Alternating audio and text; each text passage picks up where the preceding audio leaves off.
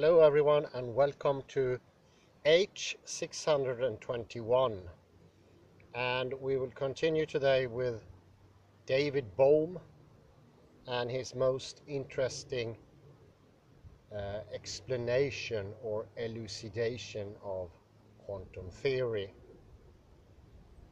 I have some material that is coming from his earlier book, The Holographic Paradigm, which I can deeply recommend.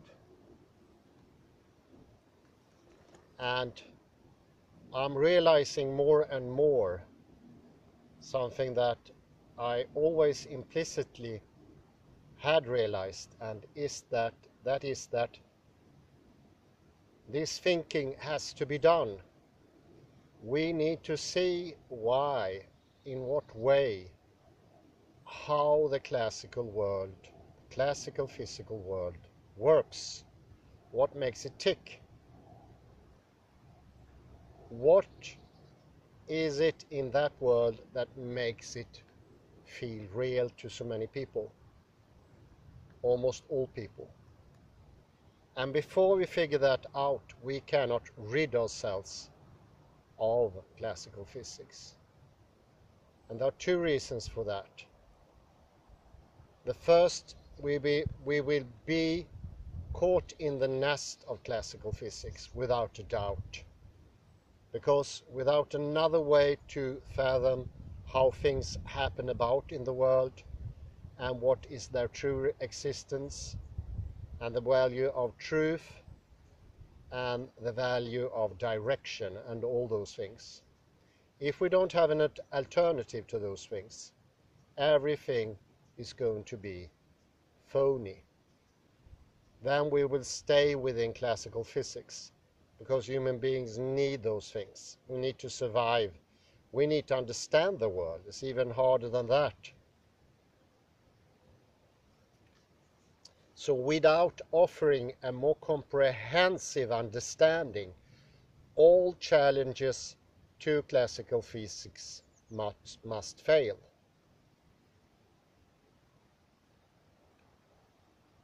It cannot be any other way.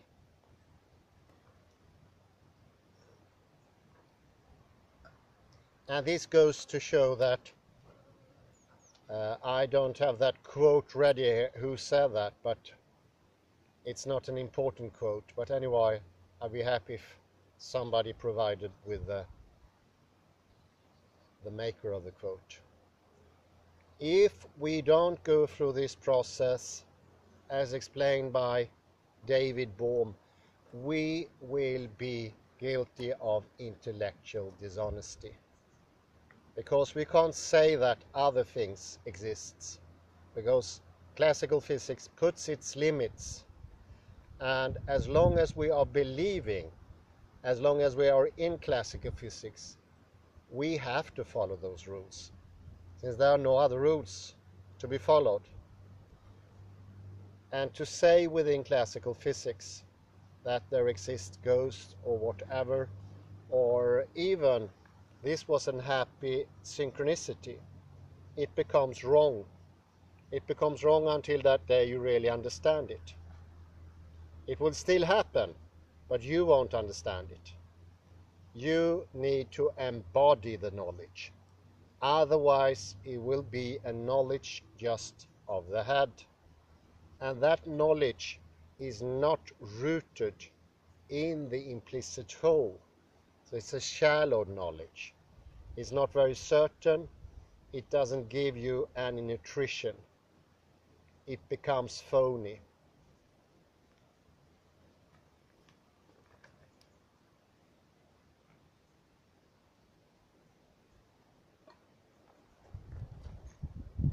And what is happening now is that the idea of David Bohm is starting to make a lot more sense than classical physics ever did. That's a true challenge. And here we have a competition finally. Not just saying that classical physics is wrong. It's something more. It's a better system. It gives you more knowledge. It gives you advantages. on almost all levels. It's a gift from the gods, or as a Christian, gift from God.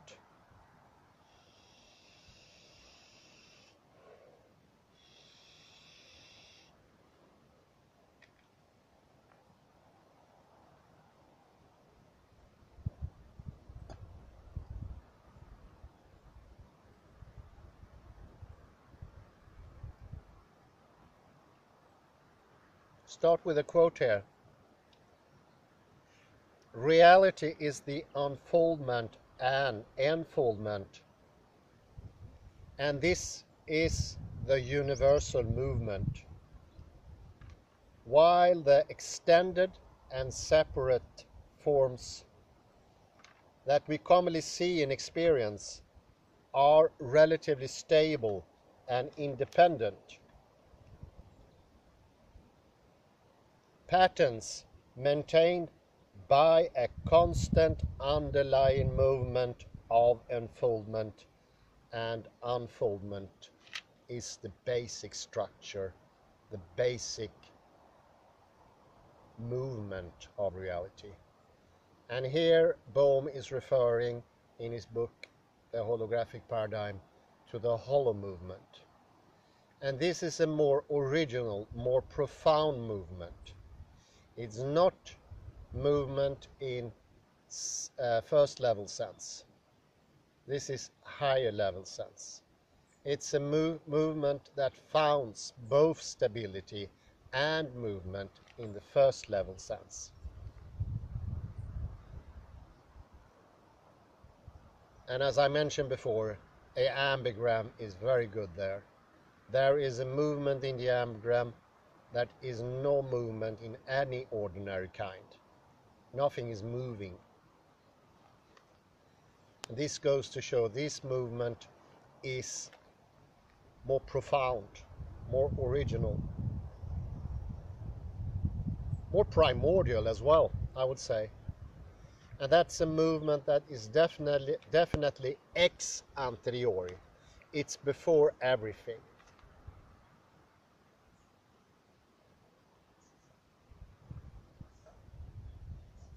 It could be seen in this way, a movement that establishes implicit things, sort of an information base, coming from the wholeness. It informs the explicit. The explicit is the observance, one could say, the grasping, and the explicit then, after it's informed, unfolds once again. And you have a movement that is exactly the same as in the movement in the ambigram. It changes, although remaining the same. So this can cover for both movement and stability. In that way, it's more primordial, it's more original, underlying everything.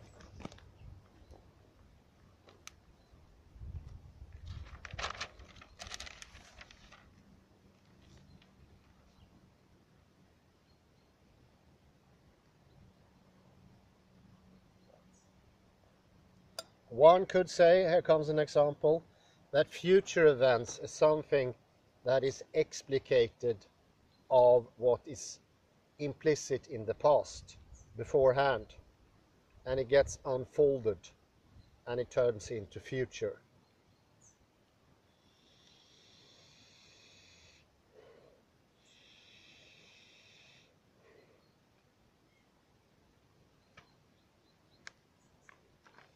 And here you can see that potentiality and observance, or call it reflection, goes hand in hand, because the implicit lying in the past that becomes the future is the explicit. Future becomes the explicit. It informs reality, so to speak. And this proposal is and was thus a reversal of the usual idea instead of supposing that matter and its movement are fundamental, while enfoldment and unfoldment are explained as particular cases of this, we are instead saying that matter implicate and will hereby contain within itself. It will be contained within itself, and all possible features will come up and can come up as explicated. And here we goes from saying that matter and its movement, two things, are the most fundamental, that's classical physics. We instead say that enfoldment and unfoldment is not something lower level as it is in classical physics. It is instead the base.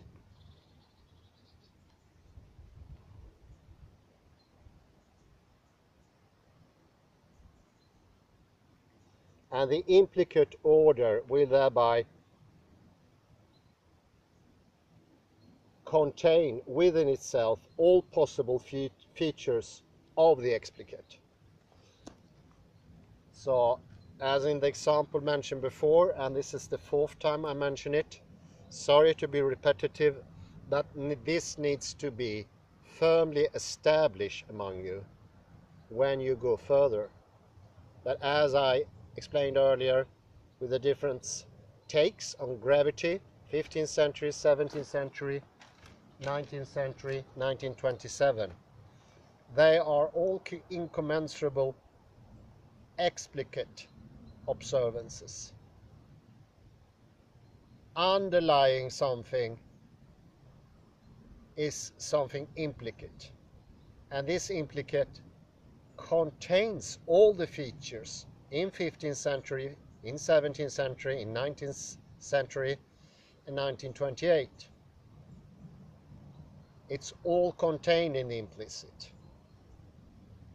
And the implicit is also, which is very important, ex anterior, it's before. Two expressions that are very important, implicit, explicit, ex anterior and ex posteriori. The explicit is ex posteriori, comes afterwards. And that is very important. And if you try to collect two explicit orders, you won't be able to, because they are not commensurable. They are incommensurable. And this is what we're facing today. The modern thinking today comes to the conclusions, and this is one of the conclusions from classical physics that puts limitation on knowledge. It's very common today that people have the perception that there is no truth just because of this. The very foundations of truth is not firmly established in classical physics. This makes a ground for relativity. And relativity is the same as not really engaging in the world anymore. You just say anything goes. Que sera, sera. Or as they say in Greek, avrio, tomorrow. Anything can happen tomorrow. Well, instead of giving up, David Bohm not only puts a firm foundation that is in complete concordance, consistent with physics. And not only that, it also makes it possible for us to understand quantum physics. Because implicit and explicit is something that occur in all spheres, aspects of life, not only in physics. And there you have a huge difference. In classical physics, it's physics itself that is the highest authority of everything. It tells what all other parts of knowledge should observe or not observe. It's a hierarchical system that is not on equal levels. For instance, when I studied philosophy, the limitations of philosophy was always science. Science could always put its veto in. And that's how the classical physical science works. It puts its veto in. It can do that because we, not willingly, but we have given it that authority. You see how the system is working in our world, within ourselves. And that's one of the reasons that we cut out the connection to our bodies. We live in our heads, we're destroying our bodies, and we try to survive in our heads. Until that day, the body breaks down. Well, it happened to a friend of mine recently. He got sciatic, and he says it's the most terrible pain he ever had. It was like being shot in the back. This is what you have to pay for ignoring the body. But much more than that, you ignore all the implicit knowledge. You ignore the possibility to understand the world. So that this moving up in the head is something that actually can be explained by David Bohm's theory. So David Bohm's theory can explain how classical physics, so to speak, comes into existence and how it becomes believable. And we need to understand that. It's very, very important to understand how classical physics works. Because if you don't do that work, you won't understand. You can't rid yourself of its influence. Its rules are not, as it says itself, only in the head. It's corporal rules. And by being only in the head, you're already following them. This is part and parcel of the problem.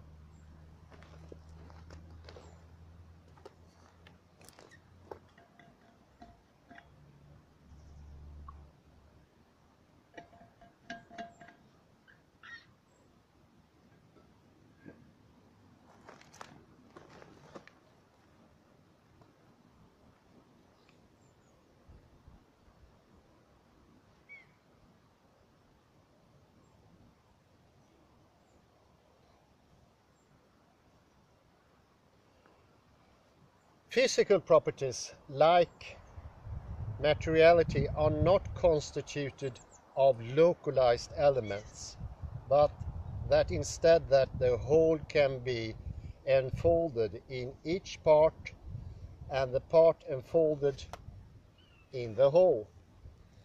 So here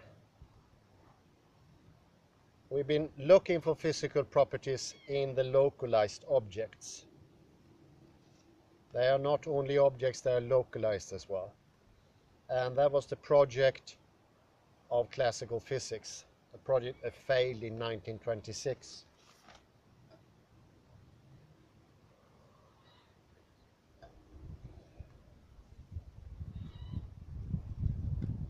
And here's another aspect that goes hand in hand with reductionism.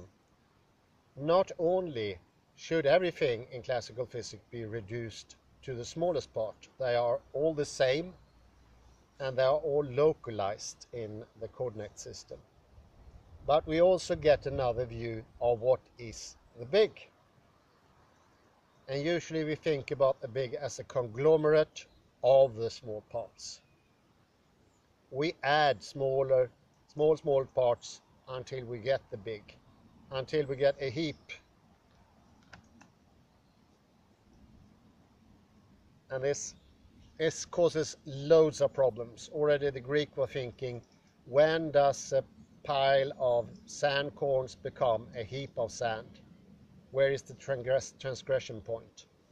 Already for them, this caused them a lot of mental problems, or thinking problems I should say, maybe mental problems as well.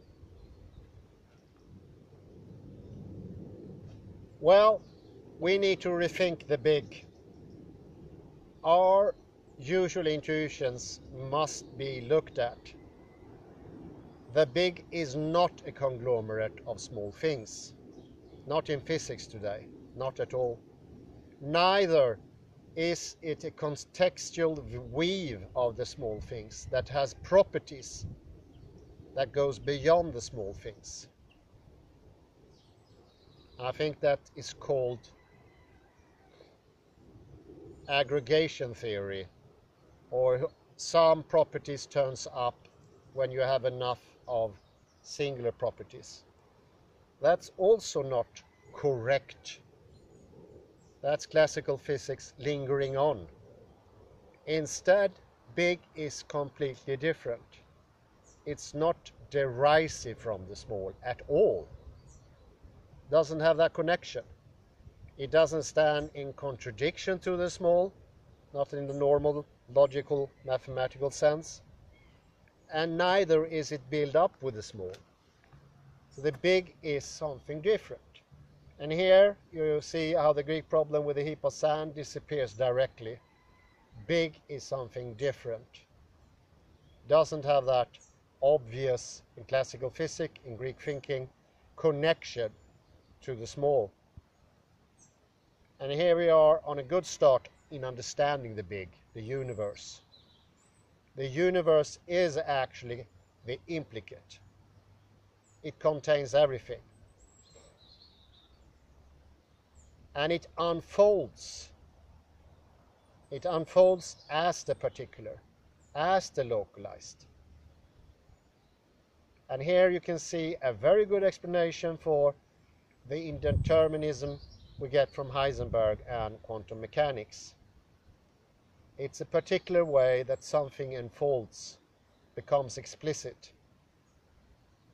It's not reality, of course, as Heisenberg and Bohr and all the others proved. But here you can see the connection. Why we at some instances actually have something that explicit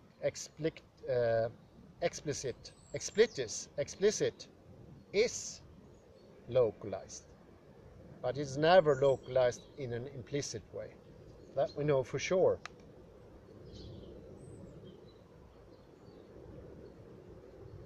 It's a little bit like localization and object goes hand in hand. They are brothers.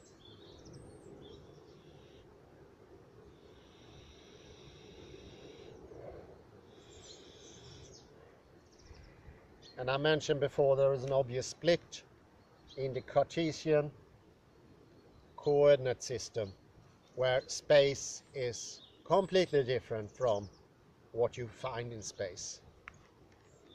And this is a lower effect of this level 1 space and time.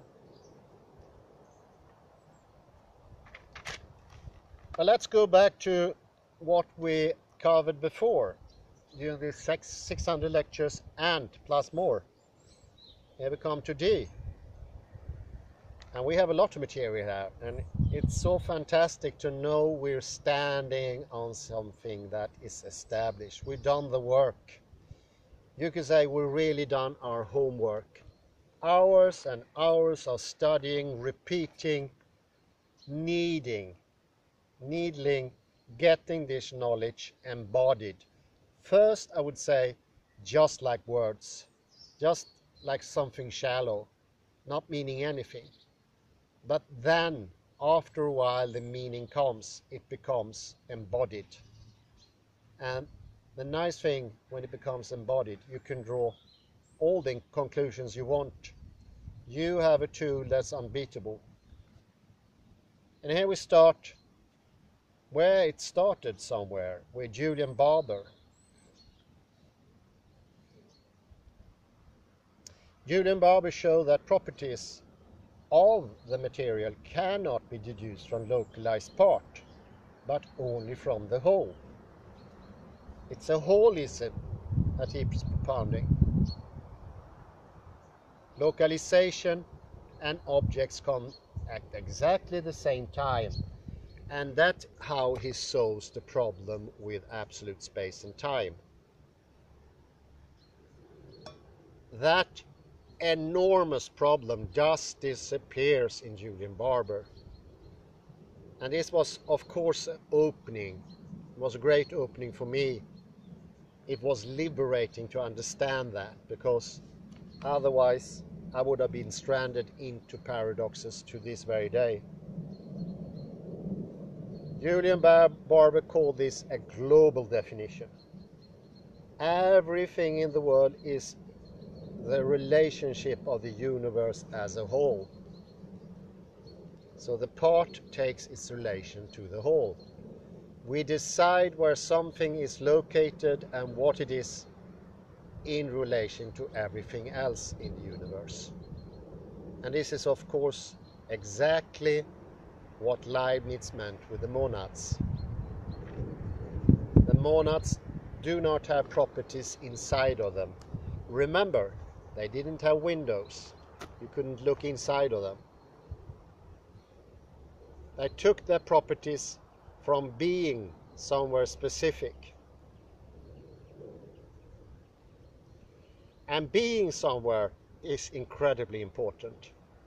So there are everyday nonsensical things about classical physics that's bothered me a long time, because place doesn't mean what it means for us human beings.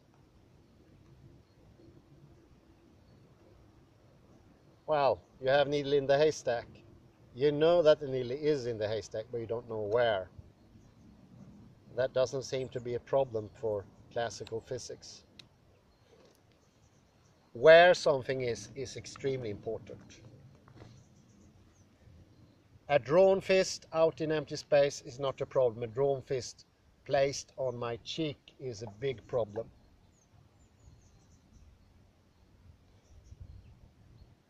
It matters a lot in reality where something is, and it's also part of what being that object is.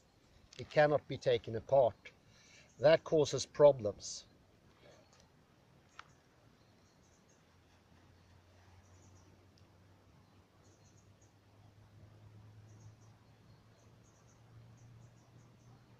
And of course, as Heisenberg showed in his uncertainty principle, that location is not locally definable, never will be. And measurements and scale come from the whole as such. There is no measuring rod. There is no universal clock that ticks.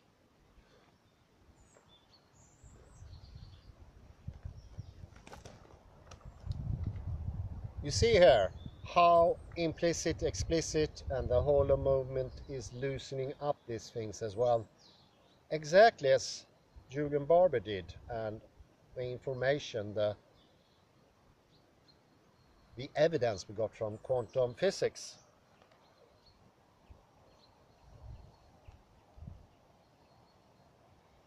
Another thing we went through is the Girdles Incompleteness theorem that shows that no local determination of value is possible. We want to locally, outside the world, determine the value of numbers.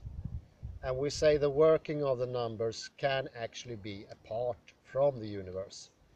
Gödel showed that to be never possible. It's logically impossible. It's a very, very strong argument. That means it will never be possible. And that also means that the math that we have, except if you're a professional mathematician, your math will be in some sense not working well, or kaput, as some people say. You rid yourself of reality if you think you can take mathematics out of the world to make it independent.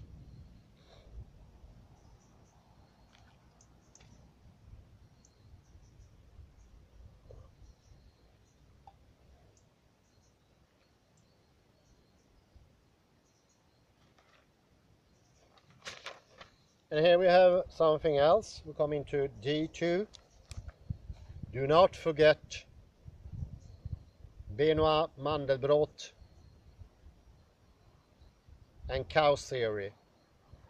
Chaos theory shows that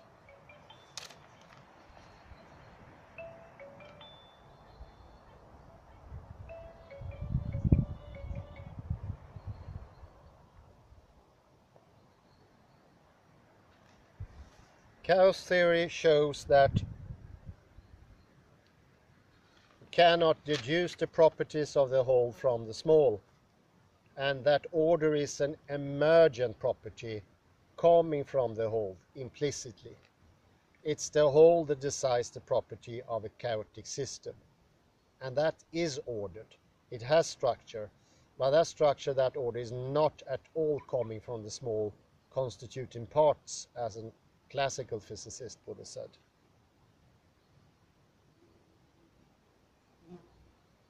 And we also looked at scale there with fractals, and we see the same thing coming up at each level. Separating those levels, as we usually do in ordinary language, a layman's term, that will lead to problems, not understanding space, which is quite grave, so to speak.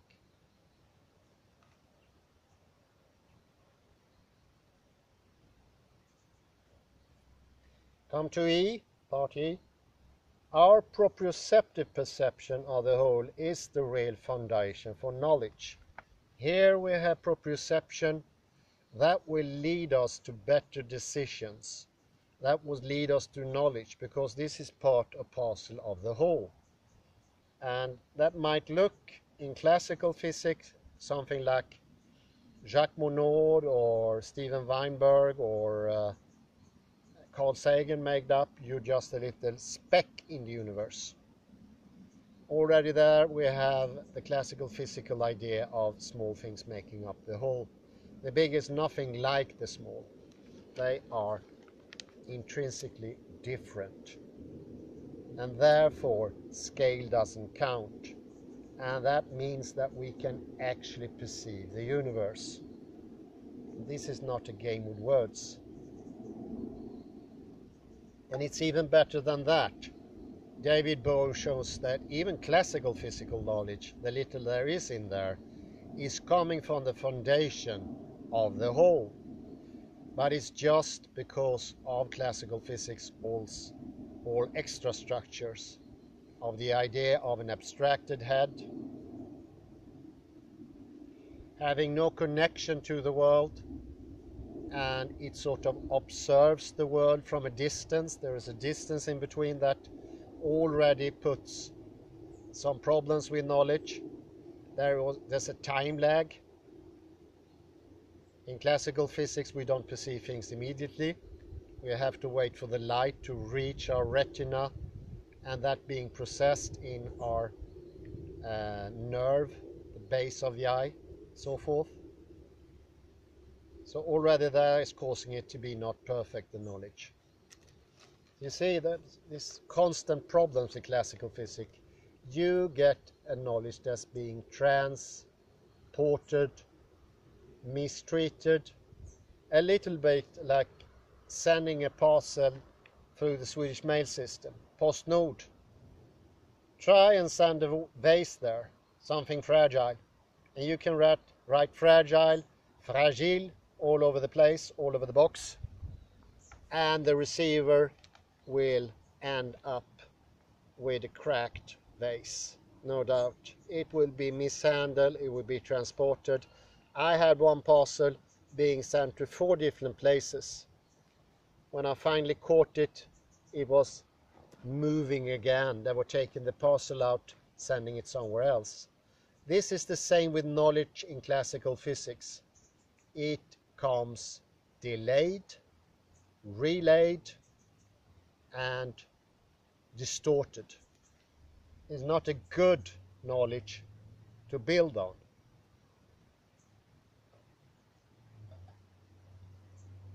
But we make do because we have nothing else.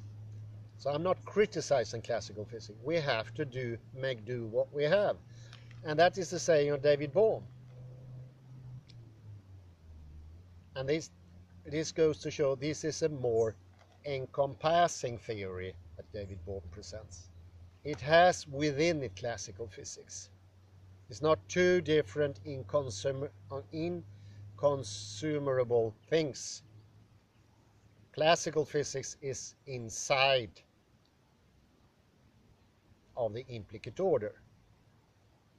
He explains how classical physics comes by.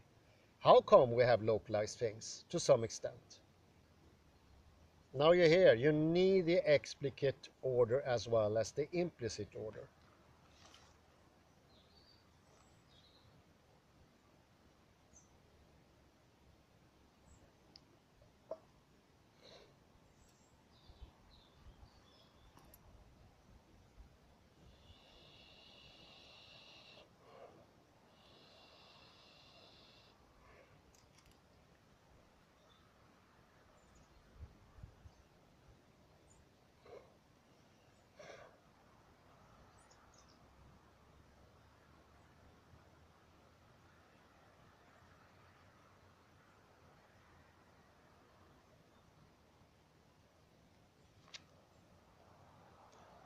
And I would say now that any theory that doesn't encompass and explain classical physics simply won't work. It would just be a contradiction. That would be mutually definable, as Derrida would pinpoint and say that you only try to marginalize classical physics. Instead, it should be encompassed and explained.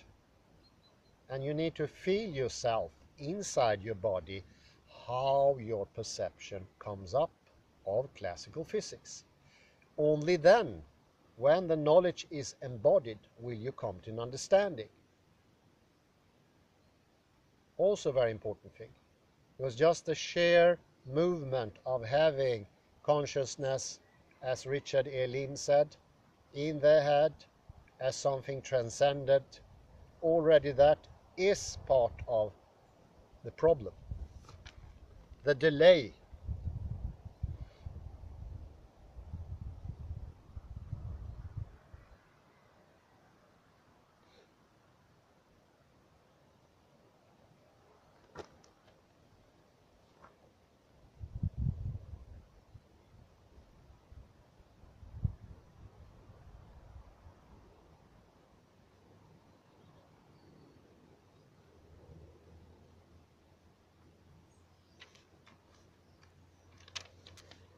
So I would say, like a conclusion here, we need to rid ourselves of the idea of universe being a conglomerate of small things, because that notion is so strong among us.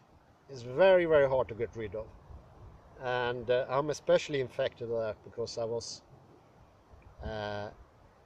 incredibly drawn into the TV series of Carl Sagan. And he's time after time pointing out how vast the universe is and how small we are. He was by heart, even though he was a very gentle and nice person, a reductionist, and he lived it. It was not something he made up. He embodied the classical physics, and therefore he said such things, and that makes it even more convincing. He wasn't selling an ideology. He wasn't standing on the square trying to convince people to change politics. He was something that actually taught what he was living. And that makes it so much stronger. When you perceive classical physics, it would be from people who actually embodied it, even though their heads are cut out from the bodies, which is a prerogative to have this effect. So they will be honest to an extent. And that's part of the problem. And around you today, you have everybody's the same. Sameness is all around us. And when you grow up, your teacher will teach it from an explicit position and an implicit position. And if he, for instance, would have read some quantum physics and said, I want these youngsters I went to school in the late 70s, early 80s. If my my physicist teacher would have said to himself, I want to teach quantum physics to these young people, because he had it as a hobby or something, he still wouldn't have quantum physics embodied in himself. It will be explicit. And as a child, you will listen much more to your heart than your head. And you will get influence. And this is also the reason that so many children in today's school get affected by what we call cosmological phobia. It's a shock to the system that can make them fall into depression and other stuff. And it's caused by you lose literally track of where you are. You're taken away.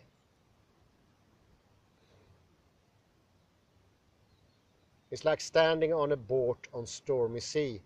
There's no longer any up and down. There's no firm foundation in the universe. And you're just a speck. And I can tell you, dear friends, this is not how it is at all. But that can still be transferred to young people, can be transferred in daily debate. So that's what I said before. We need a theory that shows how classical physics transfers, implicitly and explicitly.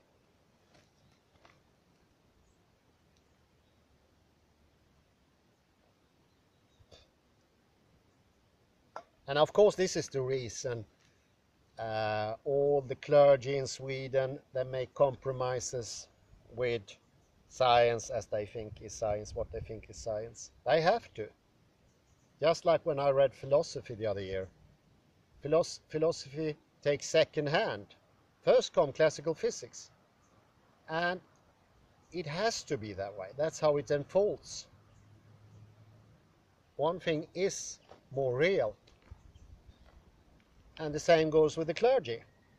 They had to live in two worlds at the same time. And in the end, for them, the religious thinking is just something in the head. Doesn't mean that much anymore. And of course, it becomes much easier to live in a way. But of course, from another perspective, it becomes much harder. Not only because you're not living in reality.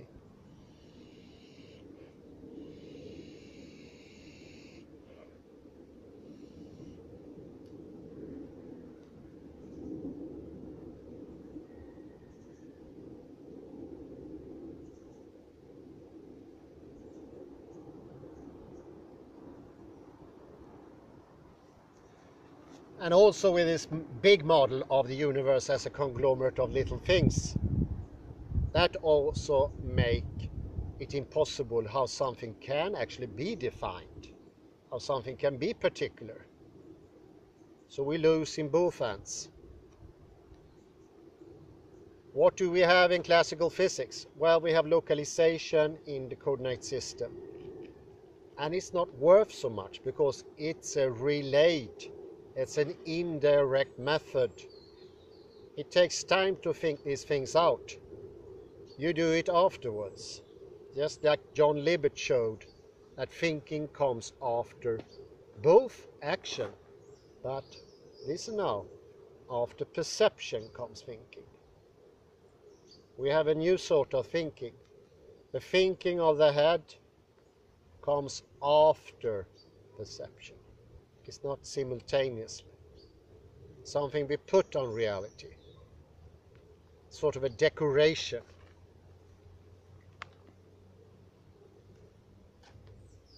As of course the findings of John Libet can be down-putting, but I would say that for me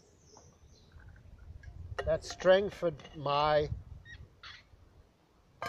willingness to learn something new. Then I know that the world is not working as it should.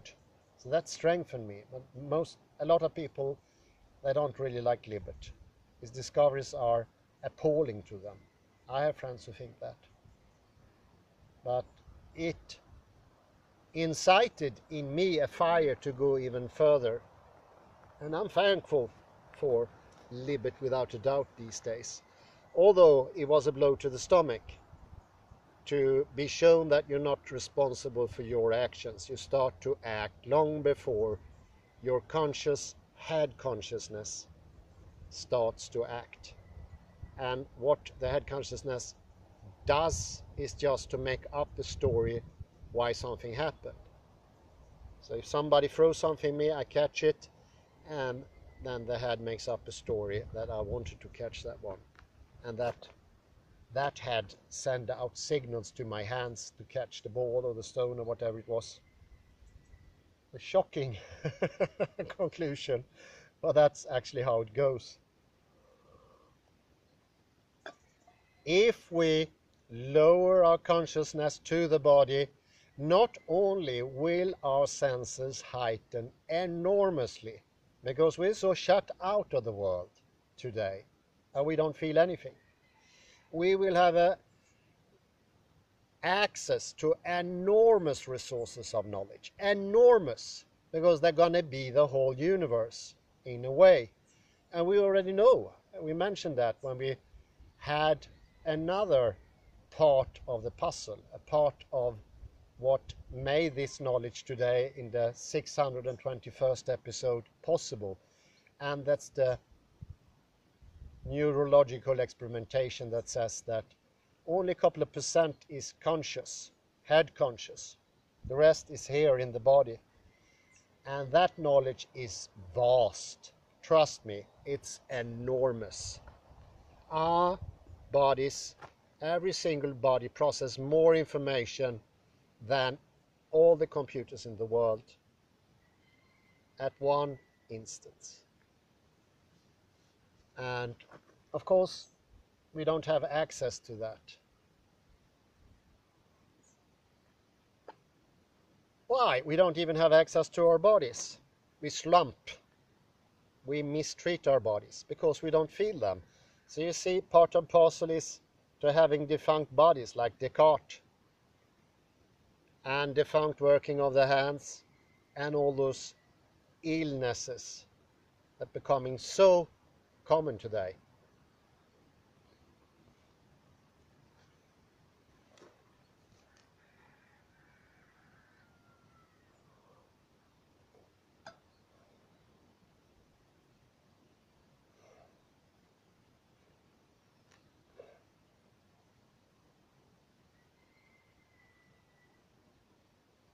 So what you actually can have of the implicit is localization that is much more to the point, is exacter than this relayed, like indirect information that comes from the coordinate system. That takes time and it's distanced. It's not situated in the same space. And to make that clear, you can think about Barbara Tversky, who show that you make space, but you keep the space. You do separation, but you keep it in the same thing. And what happened is that caused us to leave our bodies in the end, because we got stuck in the decontextualization part.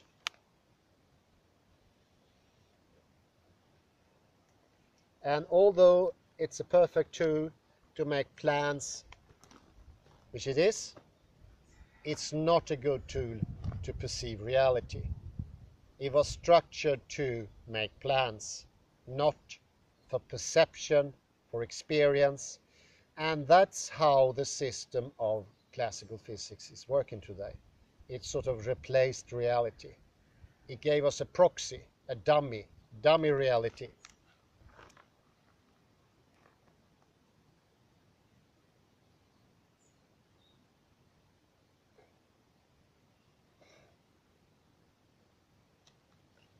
So instead of the idea, I mentioned it a third time here, sorry for the repetition. You can see this is a training lecture. But instead of the common perception of the universe, the big, or whatever it is, as a jumble of messy stuff, messy jumble of atoms all being the same, localized everywhere. It's just confusion. Instead of that, we have big as a proper property, as a characteristic. And from characteristics, egenskaper in Swedish, we can draw conclusions. We can gain knowledge. We cannot gain any knowledge from a universe made of gazillions of parts all being equal. That's one of the reasons it's such a shock to hear about or learn about the vast universe from Carl Sagan, Steven Weinberg, or Jacques Monod, or who else, or your high school teacher, or even worse, your elementary teacher. It's a disastrous effect. I stand in this world. I'm not separated from the world. So the head consciousness tries to separate itself from the rest of the world. And that makes us be a human being situated in space. And we human beings try to sort of live that as a character, as a role in the theater, being in the coordinate system, and therefore moving in this real weird way.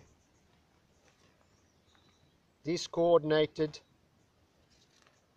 not nice looking, not smooth, not energizing the body.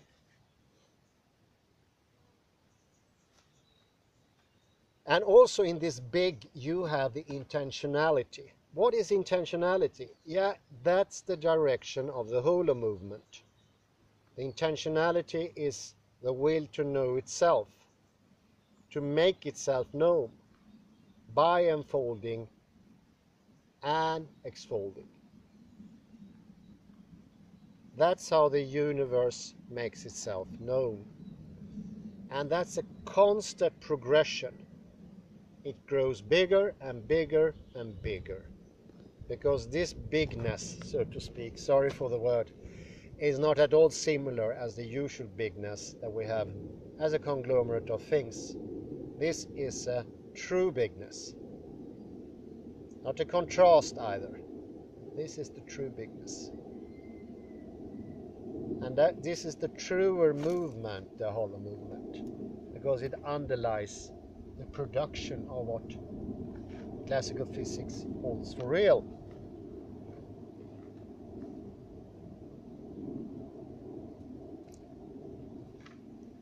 And obviously, if you're presented with a conglomerate of things and the whole world as a vast mess of chaotic objects, chaotic in the bad sense, it's impossible for you to see any intention in that.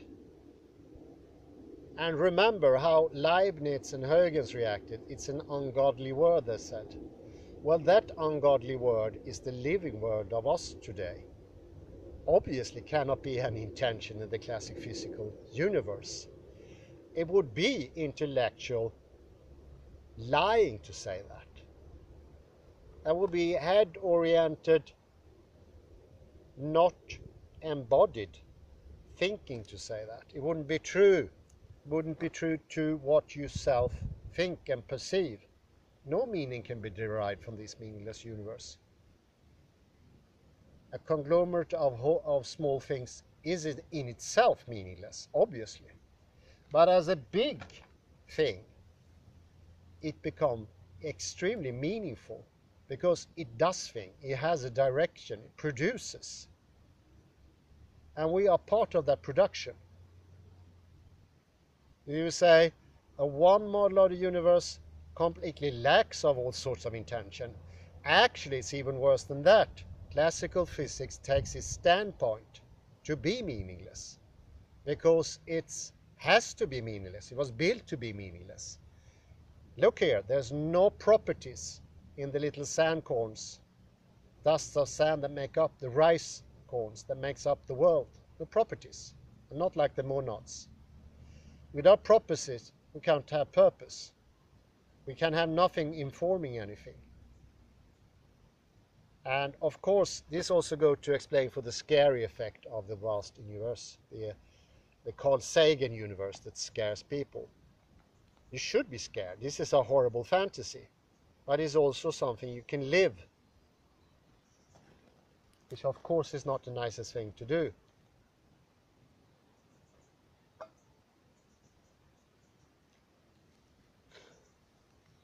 I can add some other evidence to this, and this is the experimentally how do we prove anything to be good in classical physics. And that's when we had two independent, or more of course, experiments. It goes to show the same thing, where you can take out the subject, the experimenter, the human being. And we value in classical physics what doesn't have an intention, what doesn't have properties. You get less properties when you take out the subject, and you get, according to quantum physics and Julian Barber and case theory, you get a knowledge that's not informed. It's just part knowledge. Something is being distant. Whether the distance is going from the subject to the object or the object going to the subject, it doesn't matter, it's still the same. It's a time delay and it's a space distance. You're blocking out.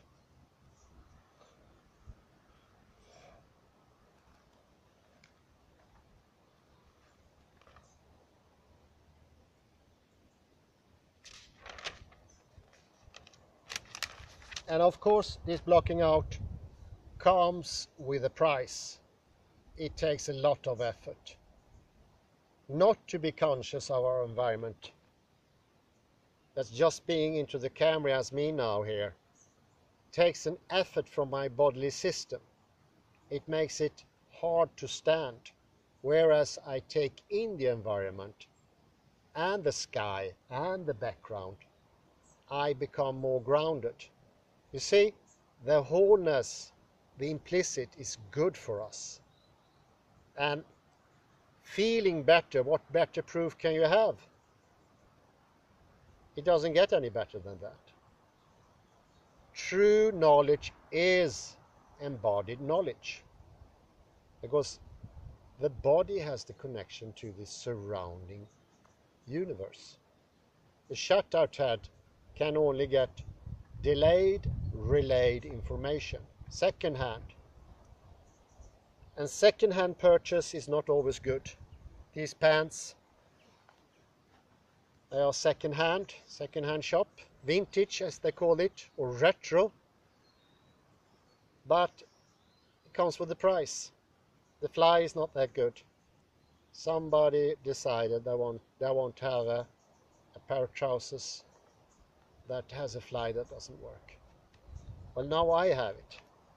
Whereas I can change my pants, my trousers, it's a bit harder to change classical physics, where you buy second-hand knowledge from an unknown source. That's also another thing.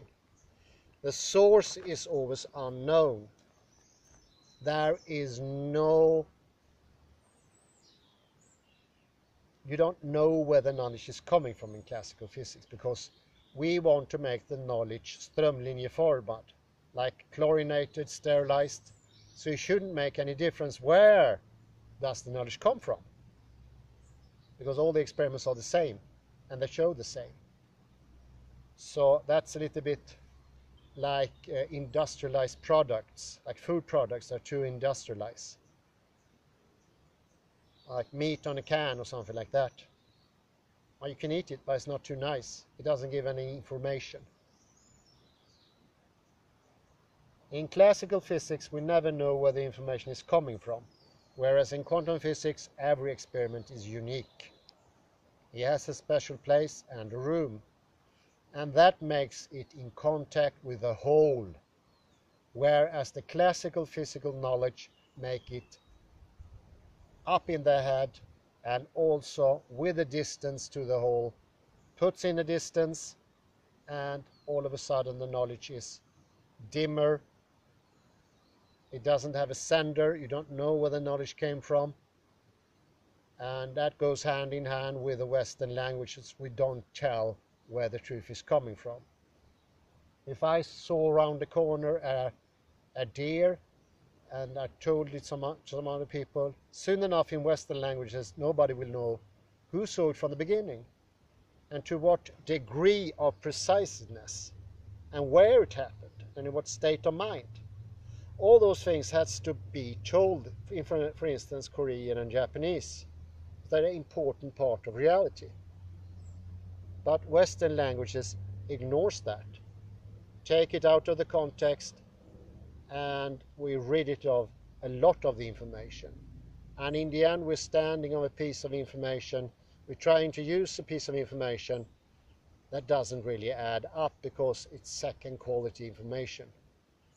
It's relayed, it's delayed, it doesn't have a sender, it doesn't have an etiquette. So all these things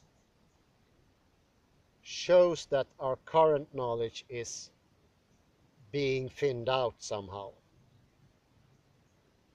And I think that wouldn't come as a big surprise for anyone, that we know less today than we did before. Much less, I would say.